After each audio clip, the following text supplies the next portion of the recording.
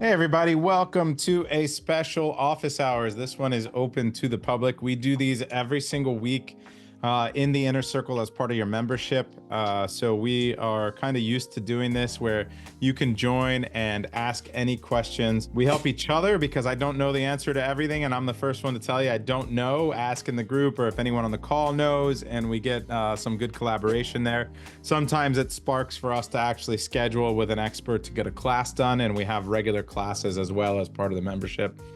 We also just really quickly before we get into the Q&A, I wanted to talk about some of the live events that are coming up over the next 4 or 5 months. In the beginning of beginning of March, I will be in Prague at the European Seller Conference.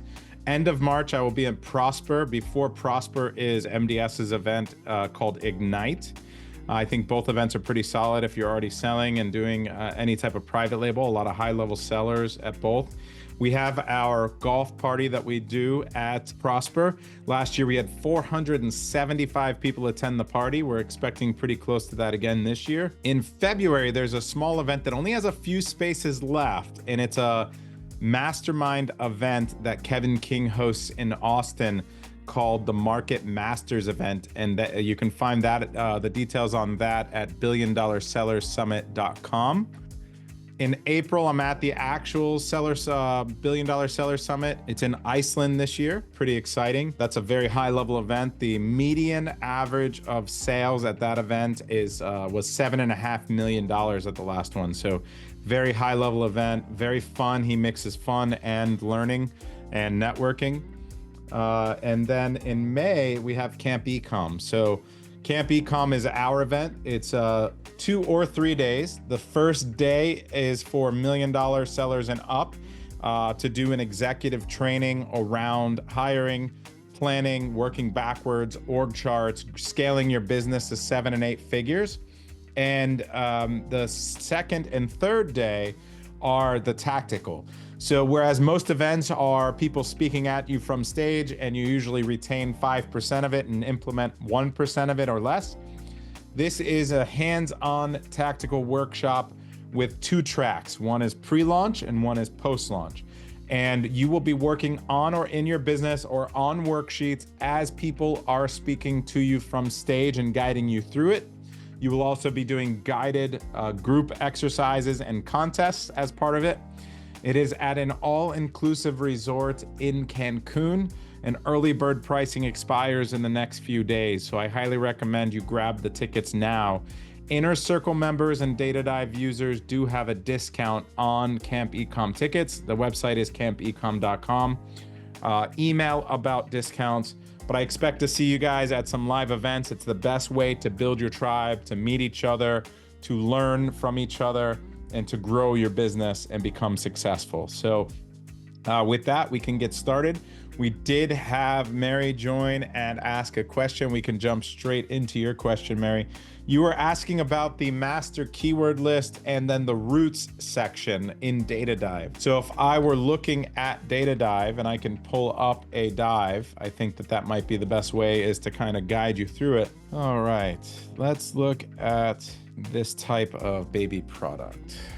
So this is a baby playmat of sorts. You have some inflatable ones, and then you have some tummy time ones. This is not a very well curated list because you've got these foldable ones. This is kind of the broader niche of the best sellers, it looks like. And from here, what we're trying to do is understand what are the sub niches within this type of product. And then once we decided how some of these sellers were getting their sales in the broader niche by looking in and looking at outlier keywords and some of the other keyword clues, we would then probably do a curated sub-niche master keyword list. Now, your question was around what is the relationship between this master keyword list and if we go over here to the roots section. In the roots section, Mary, is the repeated words and phrases. So this would be, there are 126 keywords with baby in it and 818,000 combined broad search volume in those keywords. So this is going to be tummy time. 26 keywords have tummy time and 255,000 search volume combined. So what this is doing is it's giving me an idea of what are the different ways people are calling this product, what are the specific sub niches or adjectives, describers that people are using when they do this, when they search for this product, and what are the most in-demand features, colors, aspects of this product. Because as people look for more specific keywords, they usually add a describer. So they might be looking for pink or an age or foldable or inflatable, right? And so all of those things are going to give me contextual clues as to what direction I should go with my product and which ones are the most in demand versus how many are out there. So the broader niche is a good way to kind of start, and then you focus in from there. And now remember, the biggest thing also is that you want to curate the master keyword list, meaning you have keywords in the outliers, which the outliers by default are under 30% relevancy and over 2,000 search volume. But you have keywords in here that you want to bring over. So tummy time toys for baby, I want to bring those over. I want to bring that keyword over. Now I've moved it over to the master keyword list, and now it's over here. And once that list is curated, then I can really go in and start to examine the routes, the competitors, where they're getting their sales. And then I can start to also remove the branded search, because as I'm answering the question, how are people getting their sales? Generally, you're gonna find.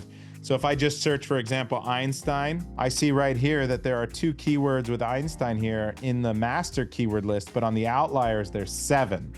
And Baby Einstein is a major brand. So Baby Einstein, Little Einsteins, Baby Einstein, right? Little Einsteins, all of these keywords. And you have Baby Einstein, the brand here, which is probably the first bestseller of, maybe second best behind this one. This is Fisher Price. So Fisher Price would be the bestseller. Baby Einstein would be the second bestseller of that style of baby play mat, tummy time mat, right?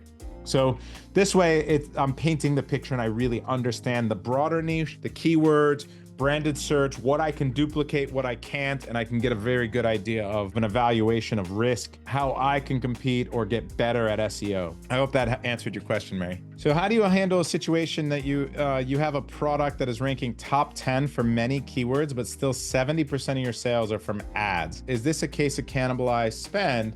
Well, running a PPC audit at the end of the month, but December data won't have much data, so can't run it currently. Yeah, our audit is going to have a custom look back period soon, and the insights are going to get better.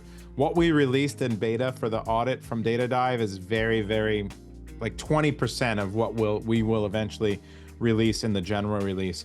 So I apologize that it doesn't have a custom look back right now, Isaiah. It may be an instance of cannibalization. I would have to look at the keywords that you're ranking well for.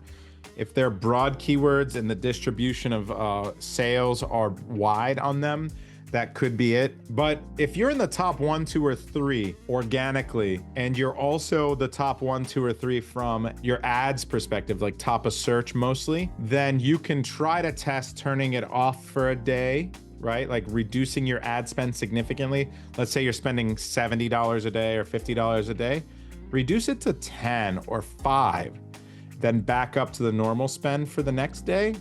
And then do that for several days while watching your keyword ranks. And if your keyword ranks maintain, but you save that ad spend and your clicks and your add to carts, your impressions and your sales kind of maintain the same as well, you can start to really impact and increase your profitability that way.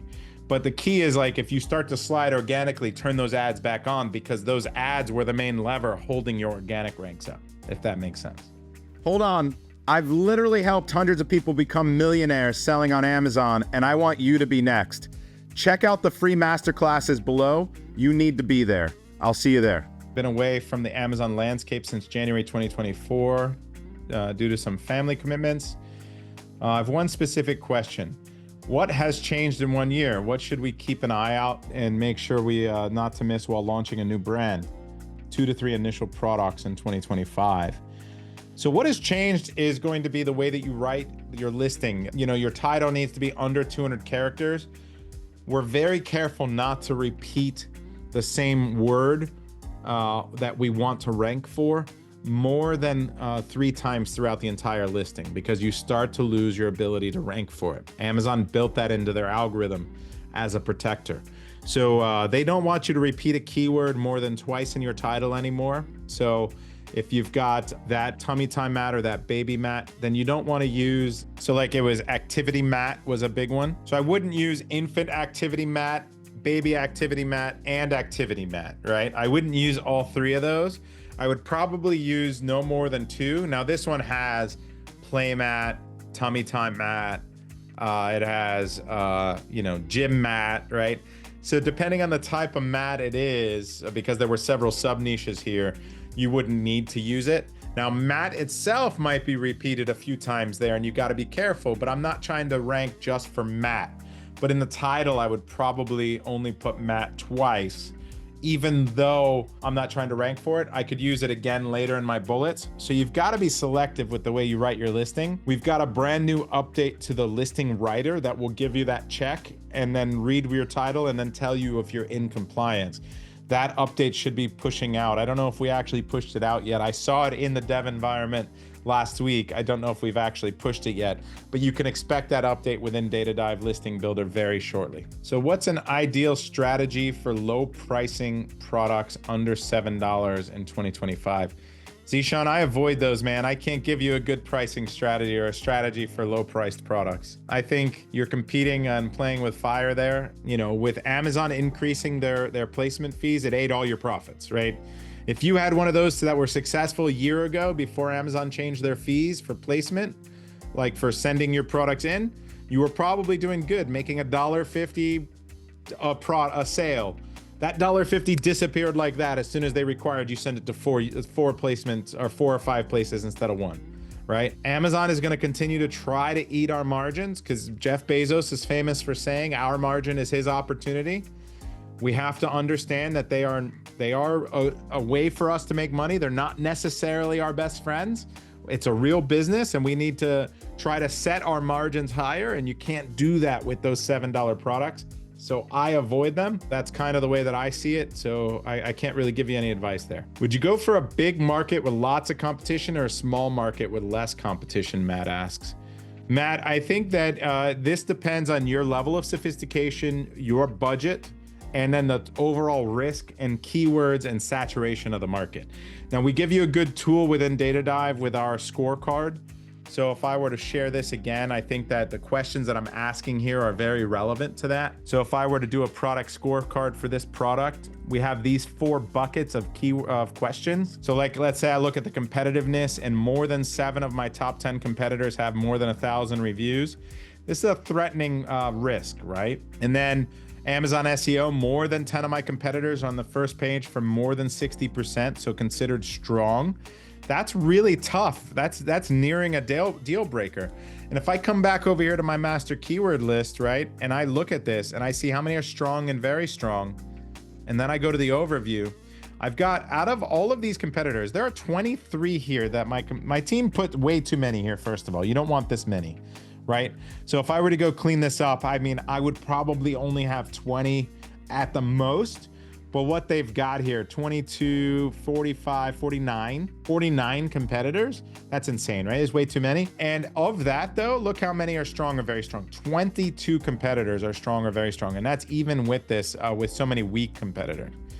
And so what I would say is once you answer all these questions, number of relevant keywords with more than 450 search volume, this would be like MKL keywords. This was more than 100, so that's a good thing. But let's say I go through this and I end up with a score that's less than 0, like a negative score. That's a no-go for me. And that's gonna be a product that I'm gonna lose my money 9 times out of 10. I'm gonna lose all my money and maybe more money than I even invest in my product. There's marketing, there's a lot of cost to trying to rank that product. There are a lot of considerations. If my score is between 0 and 500, and this is with my level of sophistication, if I'm trying to rank this product and it's between 0 and 500, I'm trying to launch that product, that's a high risk product. I'm gonna have a 20 to 30% success rate. That's gonna be a very risky product. If it's 500 to 1,000, that's a medium risk product. I'm gonna be right 60 to 70% of the time. Above 1,000, I think I'm gonna be right 80 or 90% of the time. I'm gonna make money on that product. So if I use that as a guideline and then try to find products with enough velocity that it's interesting to me, so I'm making enough profit per day, the risk fits my risk profile, because I'm trying to diversify enough lower risk, medium risk, and high risk products like a stock portfolio. If I can balance that, then I can move forward with that product. So it's got to have the velocity to make it interesting and the margin to make it interesting for me, but it's also got to fit that risk profile. So you have to understand your capital, your sophistication, and where it fits in your stock portfolio or risk profile, if that makes sense. All right, we got another question here. Question regarding DataDive. The sales shown on the dashboard include SNS sales or not? Oh, subscribe and save. Yes, for sure. That's total sales. So that would be your total sales, not sales minus subscribe and save sales. Using DataDive, how do you handle listings with many variations? Do you track keyword rankings for all some ASINs, or does ranking the hero ASIN cover your basis? So Isaiah, that's a great question. Within DataDive's Rank Radar, it is the parent listing. Now we have an update coming to Rank Radar where you can select which child you want to see carries that rank. So you're gonna have a drop down of the parent listing and all of the children ASINs, and you're gonna be able to select which variation you wanna see correlates to which keyword you're tracking, and you'll be able to select multiple and select. So that update is hopefully coming by the end of the quarter. We have an update that's pushing even earlier to do with ingesting search query performance data, which we had to kind of prioritize which update we wanted to push into Rank Radar first. And to me, search query performance data is so valuable if you know how to use it. It's insanely powerful. So I wanted to make sure that we got that in there.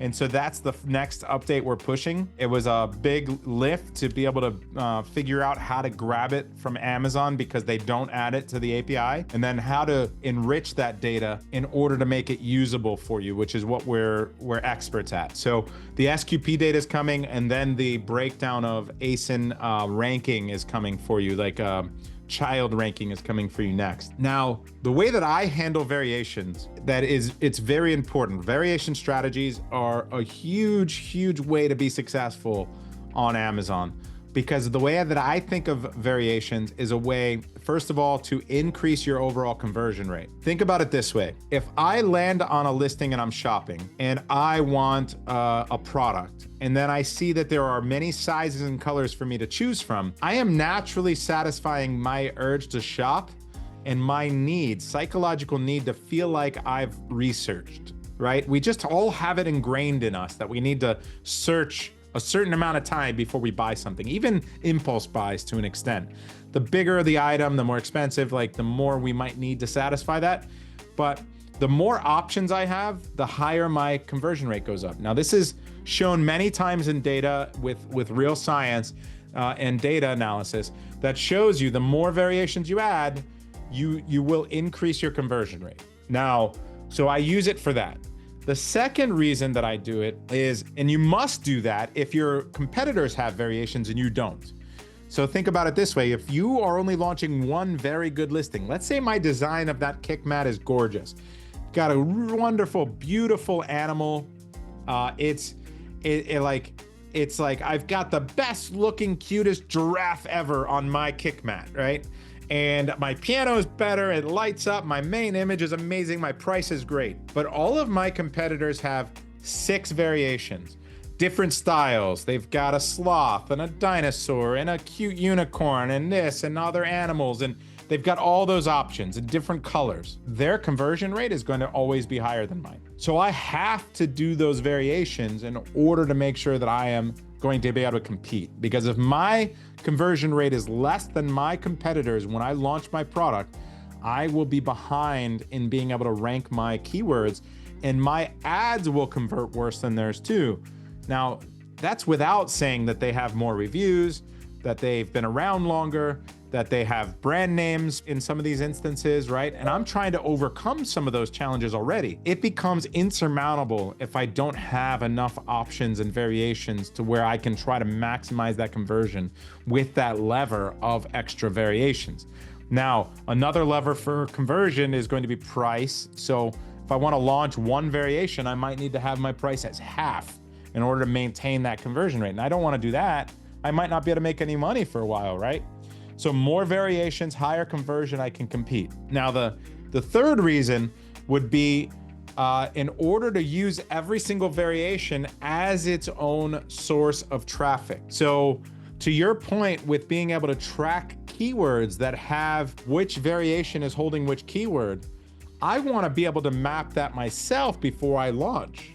I want my pink one to own the pink keywords. I want my pink one to own the girl keywords, right? I don't want someone searching for a pink kick mat or baby place kick mat or whatever that's called, right? Activity mat. And then to show up, have my green one show up or have my blue one show up. That would be really bad. I'm not gonna get as many clicks. I'm not gonna get as much traffic. I'm not gonna get as many sales. So from the very beginning, I'm going to take that pink one and I'm gonna write those variation specific keywords that I found in the master keyword list in DataDive, those root words that I know people are searching for, and I'm gonna build them into the title of my listing for the pink one. And I'm going to run ads, only the ads with pink keywords in them. And I'm gonna run extra ads running the best root words and keywords in broad form plus pink, plus girl, right? And then for the green one, plus green, plus, all of the different variation keywords.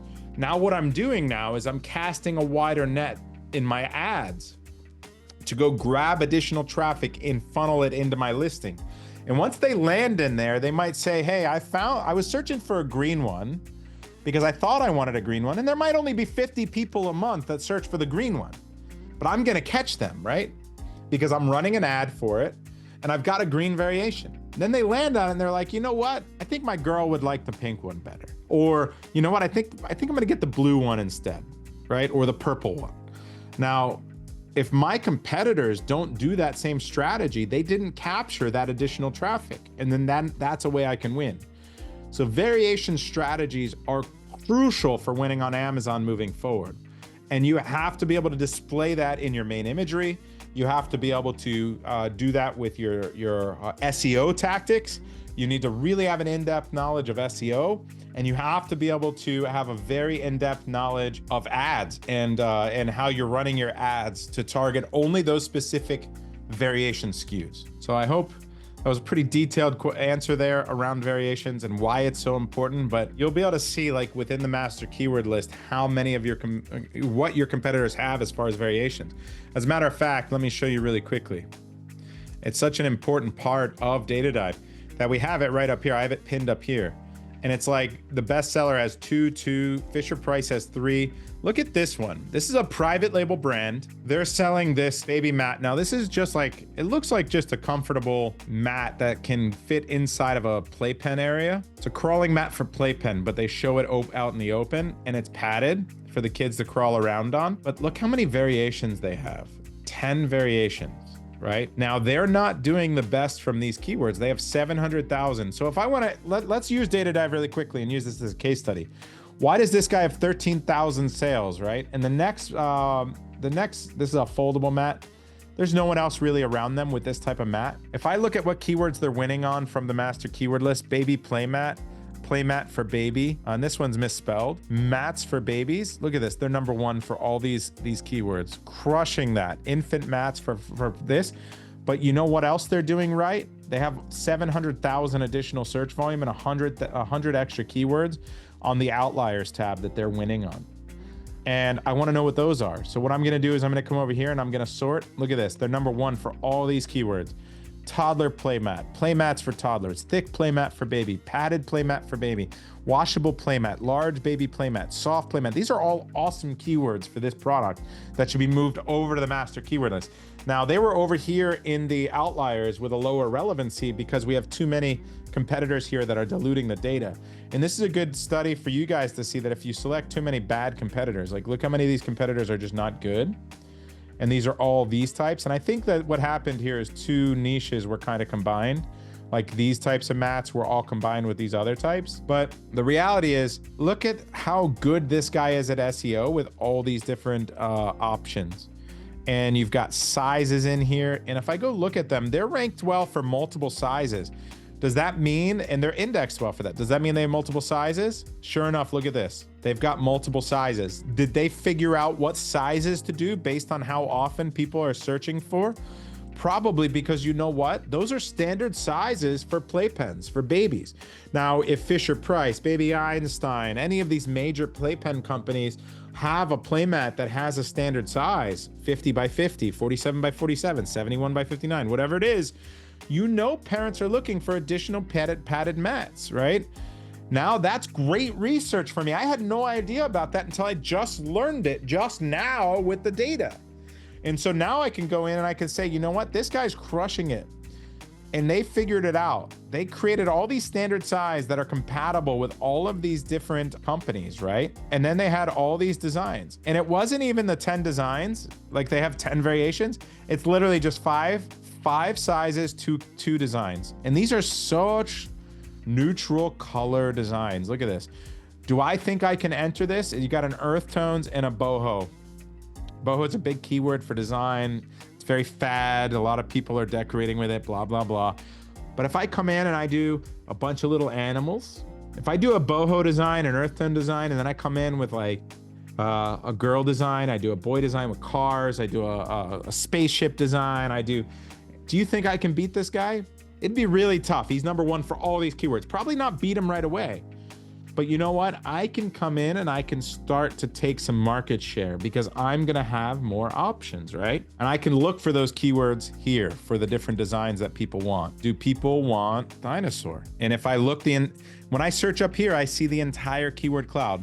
Well, in the residue, I got 4 keywords with dinosaur. What are they, right? And I've got tummy time dinosaur playmat. Look at this. There is search volume for people looking for dinosaur. Now, when I deal with a lot of baby and kids and toys, because I have a major brand in that area. So think about it. It's dinosaurs for boys, it's unicorns for girls, it's some other, it's general designs that people know and love, that the kids love. And so I know now, so I would be looking in the DataDive data for ideas on variations, right? So this is how we deal with variations. This is why it's so important to tear down the competitors and find out how are they getting their sales. Do that extra knowledge, that extra research. All right. So, quick question. As an Amazon creatives designer, I'm looking to make my designs more conversion focused so it snatches more sales. Could you share any key tips or strategies which are important in 2025 in Amazon creative space? For sure. I recommend you work with a third-party company to do market testing. Now, within DataDive, we have, and I keep going back to DataDive because these are all things that we had to think about too. But look at what we've built into here for you from a design perspective. And this is getting an entire facelift this year too. We're going to have an entire AI content brief section where we're going to help you create AI content briefs, right? Or content briefs with the help of AI. But if I click this button, collapse all, look what happens. I get to look at all of these different designs to see what are my competitors doing right and wrong. Now, what you need to know is if you're doing design and I see my competitor has this product as their main image, right? And I decide I'm going to do a similar mat to that one. Now, Fisher-Price aside, Baby Einstein aside, right? Let's say I come down here to one that isn't a major brand like Blissful. It looks like Blissful's also, that's the one that had the other, Blissful Diaries doing amazing. I got to find out who they are because they're absolutely crushing. But you've got Love Every as a major brand. I know they're a huge private label brand that's doing really well. Blissful Diaries, another like the same brand here. They're crushing. They really entered this market really well, but very unique designs. Now, what I would do is I would take this design and this main image, and I would take a couple others, and then I would do a market poll. So I would use PickFu, or I would use IntelliV, or I would use Product Opinion. Now, each of those market testing sites or services allow you to take your product and your competitors' products and ask an audience which one you prefer. If you're not winning that from before you even order your product, I wouldn't move forward, right? You need to be confident that what you are adding to the product, the design element, the different added features, benefits, whatever it is you're doing that you think is going to win on Amazon, needs to win in an audience poll before you even move forward. If it does not, then you are absolutely going to get crushed when you launch. Look at this one. This one's a really padded one. It's super cozy. I don't know how safe that is because you got to be careful. I mean, it looks very breathable, but like they say, it's very dangerous to have too much padding. But it looks gentle on the head because babies' heads can get flat. So this one looks pretty comfy. I think that it's super washable.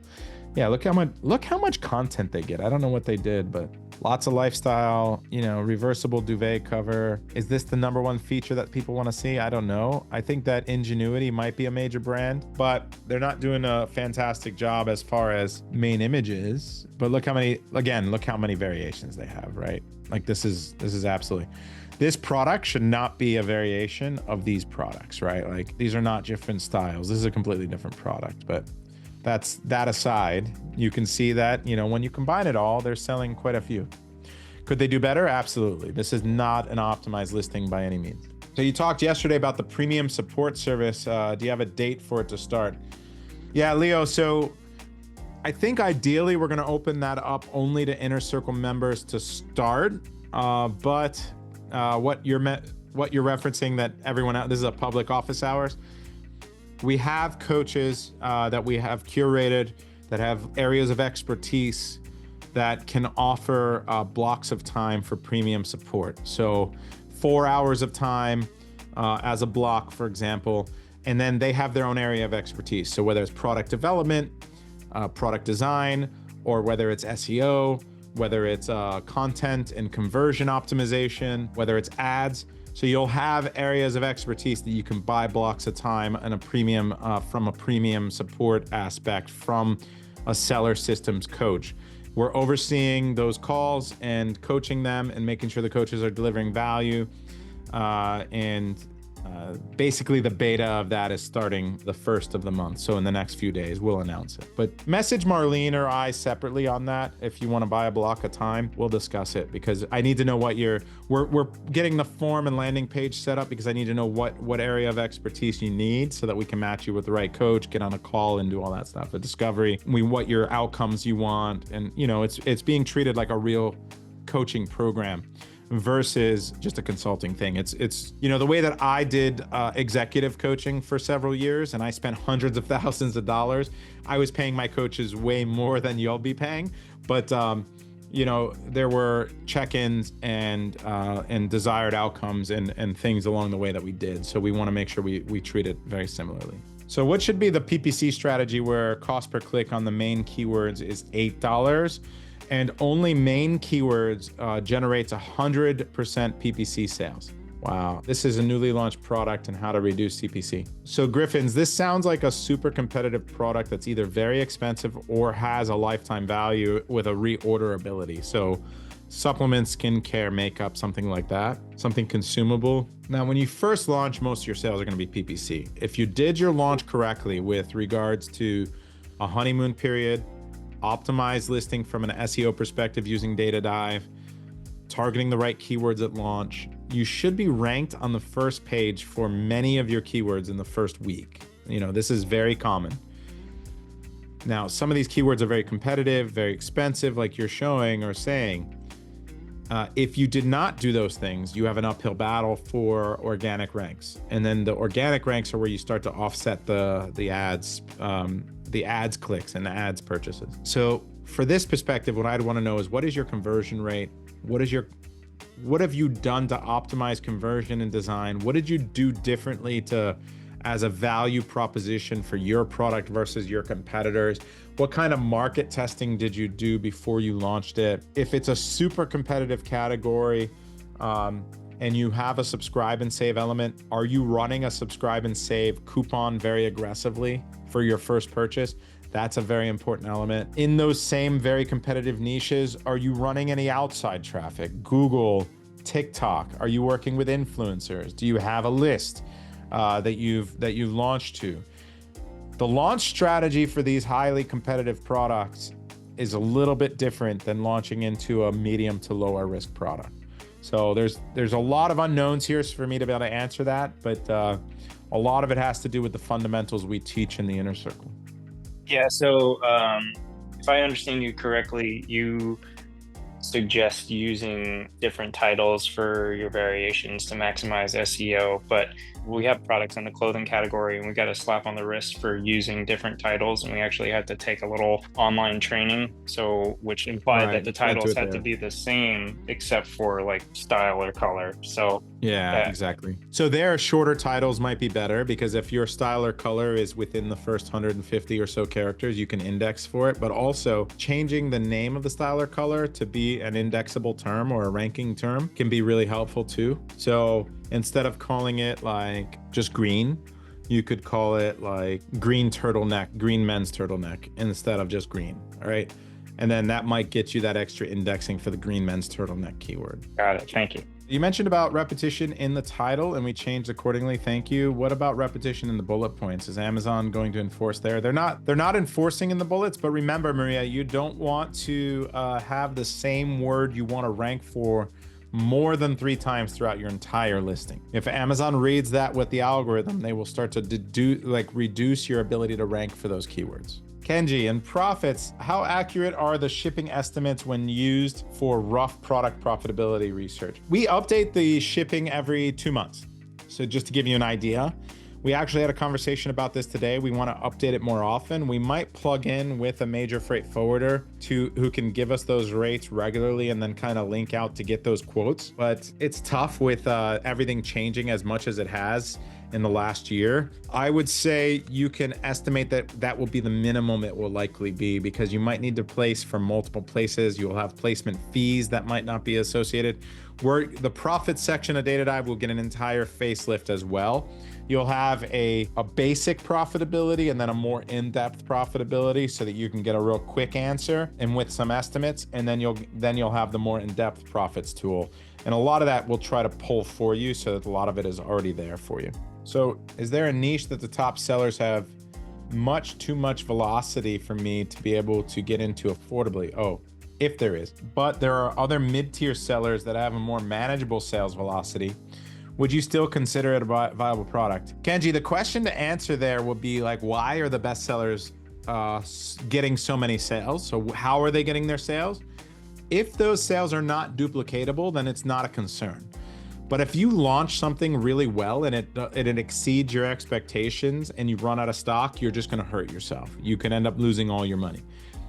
But let's say that the best sellers are a major brand, and the majority of those sales are coming in from branded search or from a very generic search term. So let's say the number one garlic press outside of like Zule is OXO, right? Now, OXO has a bunch of search terms, and then there's kitchen accessories keywords, kitchen must-haves. You know, there's all these keywords that you can't duplicate. You're never gonna outrank them on those kitchen accessory keywords or whatever it is, right? Or OXO keywords. If you can back out those keywords that you can't duplicate and it's a manageable amount of sales, then it's okay to proceed. That's the way that I would treat that. So if there's a niche in general, how negotiable are prices in Alibaba? Alibaba's fairly negotiable. Those are often like rates that you can negotiate based on volume. You need customization, packaging, and some other things as well. So I would say do this. Look on Alibaba.com, and then for reference, look on 1688.com. You might need a translate tool to go use it because it's in Chinese. Compare the prices. Now, 1688 is going to have an RMB price, so a Chinese yuan price, and you'll be able to figure out what that is in dollars and compare that to what you're getting quoted on Alibaba. So I'm based in Nigeria, would like to know how to start FBA. Kelvin, you can do FBA from anywhere in the world. I don't know where you would need to incorporate if Amazon is allowing Nigerian sellers with a Nigerian company to sell on Amazon.com. You might need to open up through proxy a US corporation or another corporation somewhere else. But FBA and the way to sell can be done from literally anywhere in the world. We have close to 1,000 members in the inner circle. I'd say that only half are in the United States. We have a couple hundred in Australia, a couple hundred in Europe. We have a bunch in Asia and throughout the rest of the world. So you don't need to be in the United States to sell on Amazon.com. You can order your stuff from suppliers, send it to third-party logistics partners, use Amazon's logistics and send it directly into Amazon through Amazon from China or from wherever your supplier is. And you'll be able to, currently Amazon logistics is only through China.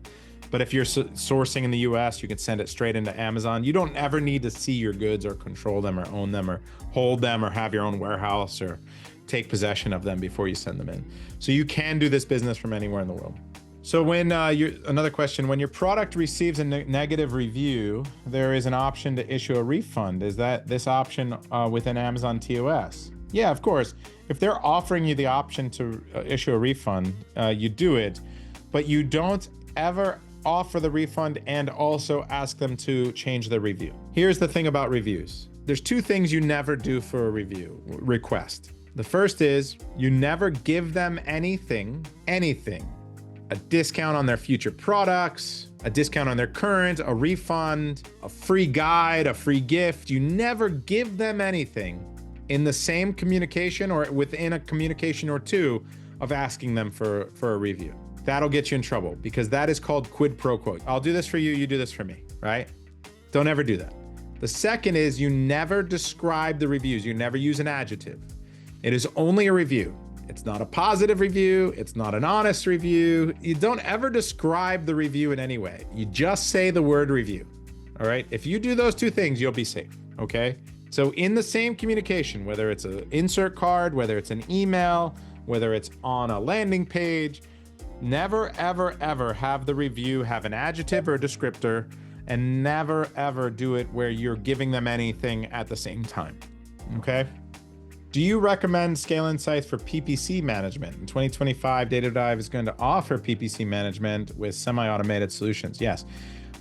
So the goal is by the end of the year to have some PPC tools with automation, right? Semi-automation is a good way to put it. Scale Insights, I recommend to sellers. It's a little bit more sophisticated to use. Their dashboard's great. I love the owners of Scale Insights. They're friends of mine. And I do recommend them to Inner Circle members. It requires a little bit of a learning curve, but to me, they are a pretty good tool and their dashboard's great. As a matter of fact, if you use the code Seller Systems, I believe Seller Systems will get you a discount with Scale Insight. So they're a good tool. We will have our own solutions, but it'll be 6-9 months from now. So go ahead and, you got to use something now or do everything manually. So they're a good tool. All right. I need help. Richard. Launched my product 3 months ago, and out of the 325 items, I only sold 107 items, but I've spent $1,000 on ads the wrong way because I didn't know which PPCs to sponsor and how to create the campaigns the right way. So far, my product that I sold for $19.99 has made a net of profit of only $282. Hey, congratulations, you made something. Usually that first order, you don't even make money the first order a lot of times, Richard, believe it or not. It is an investment in marketing to rank. It costs money to rank your keywords. So my account is in the red, and to finish off the remaining 218 items, I have a budget of $4 to spend on PPC. So 20% of the sales price. What recommendations could you give? Richard, have you watched any of our PPC masterclasses? Like, we've got a masterclass that specifically walks you through SEO, setup, launch, growth, campaign styles, how to target the right keywords, build your listing the correct way, ad types. Have you done any of those classes before you tried to dive in and do it yourself? It's on Seller Systems. So Marlene just ranked it, linked it for you. Sellersystems.com/masterclasses. I'd watch the latest masterclass on PPC. It's very in-depth. This is a really good point, and not to pick on Richard here. You're putting up real money here, and this is a real risky business, and the learning curves are insane. Content creation, product selection, optimization, SEO, sourcing, logistics, product development, ads and marketing. If you misstep in any of these areas, you are going to lose your money. So please just spend a little bit of time sharpening your axe before you go try to chop down the tree with a dull blade, right? Like that's the analogy I would give you. You could chop away for years and not make any progress, right? You might get stronger, but the tree is still going to be there. So we need to make progress. Go learn Learn what you can for free. If you don't have a large budget, go watch the master classes. If you've got the capital to do it, join the inner circle. We've got 200 hours of content, and you get the support of the other members, the other 400 7 and 8 figure sellers. You get the weekly calls with me. You get tons and tons of content. Plus, you get a 33% discount on DataDive. So by the time you subtract that, it almost pays for it. So go ahead and take a masterclass if you need to, if your budget is limited. Watch a few of those masterclasses, but in the meantime, join the inner circle if you can. If you don't have $5,000 at least to start this business, you don't want to start a private label business. This is my recommendation. Start with arbitrage, online arbitrage, start with flipping stuff, build up some more capital, and learn. Watch all the free stuff that I offer, watch all these free master classes, watch a free couple paid master classes, and then when you're ready, join. And then start your private label journey. I have, out of the 900 or so inner circle members, I would say that hundreds started by trying themselves, either from a fake guru, they saw something, and then failing, and then joining because it was painful. Don't skip the step. Don't do the pain first. Join the inner circle, right? Because a lot of those people have gone on to launch successful products after that and build up multi-million-dollar businesses. We've been doing this since 2018. I've personally helped hundreds of people become millionaires. And not anyone can say that. Like, I'm saying that with all truth and honesty, and it makes me so happy to be able to say it. But I've personally helped hundreds of people become millionaires selling on Amazon. So don't wait to join if you've got the capital. Don't try to go figure it out yourself. This business is too hard. It's like 4 college level degrees. Learn from someone who's actually doing it. Get the guidance, get your tribe, get your other members around you that are successful. Let us help you do it. All right, I think we're gonna wrap up. I mean, we're at an hour. I try to keep this short. I know there were a lot of questions here. I'm gonna try, got a few more here. I'll try to speed through them. How about alt text and EBC? Would you be okay if it was repetitive? No, don't repeat that either. You can do it from Bangladesh, Ahmed. You gotta see where to put your corporation. That's a big issue. And since when is it that in bullet points, it's better not to repeat words? It's all, Maria, that's been around for maybe more than a year now, maybe 2 years. What you'll see is, like, when we load products into Rank Radar, where we're tracking all the keywords and organically every day, there's a beautiful Rank Radar. And we show your ads next to them and everything. When you look at that, you'll see that a keyword you have in your title, right, isolated in your title, is like in position 45 or 80, right? What Amazon is doing is they're giving you a ceiling. They're punishing you because you've repeated that word a bunch of times in your listing, right? And so sometimes you have addition through subtraction, right? And so tracking your keywords in Rank Radar is super important because you can see where you have indexing issues, you can see where you have conversion rate issues, and you need to solve those 2 things before you spend more or less money. So if you take anything away from today, take away that the SOP to follow is going to be fix your conversion rate is number 1. Don't send traffic to a listing that isn't converting as good as your competitors. You'll never beat them. You're wasting your money unless you're just blowing out the product because you didn't do the research or homework, or style got changed, it got suppressed. Like, there's a lot of reasons you blow out a product, right? Maybe the quality, whatever. Fix your conversion. So that could be a content thing, it could be a pricing coupon thing, it could be a variations thing, it could be many things. Number 2 is fix your indexing. Track your keywords, find out where you're having issues with your indexing and SEO. Fix your SEO, right?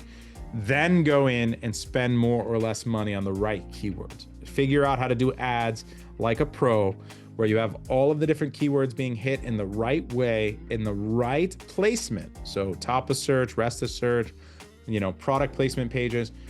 Make sure you're hitting the right keywords in the right placement where they convert the highest, so that you can start to push those keywords, organic keywords, in the right direction. Now, the last thing I'll lead you with, and we're going to announce this in a month, is that we are offering a training program, a 12-week training program for people's employees. Some people might want to jump into this themselves, but we're going to open it up first to Inner Circle members to put their employees, and then to DataDive members, and then we'll open up to the general public. But we will have a beta 12-week program where you will learn, you'll get an assessment, a midterm, and a final exam, and you will have an in-depth training on how to do ads the right way. So this is going to be a first of its kind program for ads that no one's really ever done, with progress reports. You're meeting twice a week like a real college level class. And then you will have those homework, you will have SOPs, you will have worksheets, you will have assessments. And then at the end, you will get a final report card.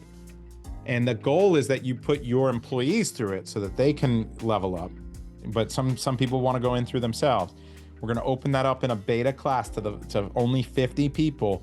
The launch date of that class will be April 1st. So just keep an eye out for when we announce that. So that's something that I haven't said publicly yet, but we will be announcing that probably in about a month. So, and again, if you want extra training, join the Inner Circle, go to Camp Ecom. That's very hands-on and tactical. The pre-launch section of of Camp Ecom will be 2 intense days of you learning how to do product development using AI, product research, developing a product, doing worksheets, testing designs, and being around other sellers. And it's at an all-inclusive resort in Cancun, so it's really fun, great drinks, paradise, right? So you can't beat it, right?